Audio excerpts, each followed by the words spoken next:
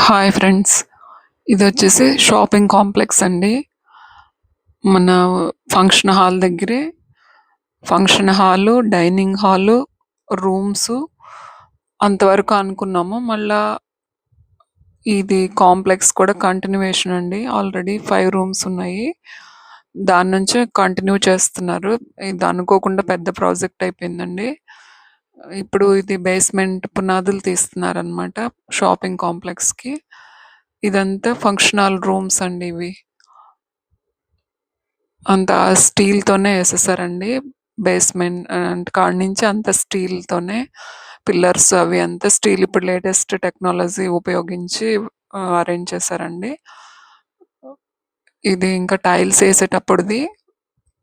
లోపల టైల్స్ ఏసేటప్పుడు తీసిన వీడియో అండి ఇది. ఇప్పుడు ఆల్మోస్ట్ అయిపోయింది. ఇదొచ్చేసి రూమ్స్ కారిడార్ అండి. పైన వెంటిలేషన్ కోసం గ్లాస్ ఏసారండి. ఇది డైనింగ్ హాల్ అండి. డైనింగ్ హాల్‌లో కూడా అంతా అయిపోయింది. సీలింగ్ అంతా.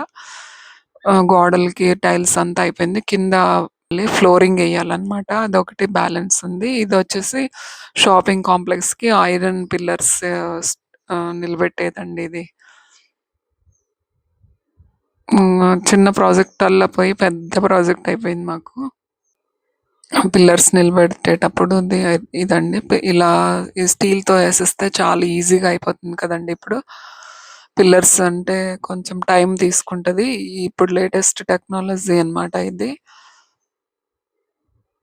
ఈ ఇదంతా ఫంక్షన్ హాల్ దగ్గర సైట్ అండి. దాంట్లో ఇవి కాంప్లెక్స్ అన్నమాట ఇది.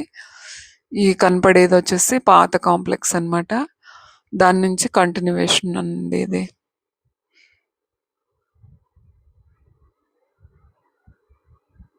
చూసారు గదా! ఎలా ఉందో. ఇంకా పనుందండి. స్టీల్ ఇప్పుడు పక్కన ఫంక్షన్ హాల్ రూమ్స్‌ది కనపడుతుంది చూడండి. అలా అంతా అరేంజ్ చేసేస్తారనమాట. దీని మీద స్లాబ్ వేసుకోవడం అంతేనండి. స్లాబ్ అంటే కాంక్రీట్ ఏస్తాం గదా! అదెయ్యాలంతే. దాని మీద షీట్ కొట్టేస్తారనమాట. ఇప్పుడు ఇంకా అడ్డపట్టీలు కూడా ఎయ్యాలి. నిలువు పట్టి, అడ్డపట్టి 2 ఏసేసిన తర్వాత స్టీల్ ప్లేట్స్ ఏసేస్తారండి. దాని మీద కాంక్రీట్ ఏస్తారు. ఇలా ఎయటం వల్ల చాలా త్వరగా అయిపోతదండి పని. Thank you for watching.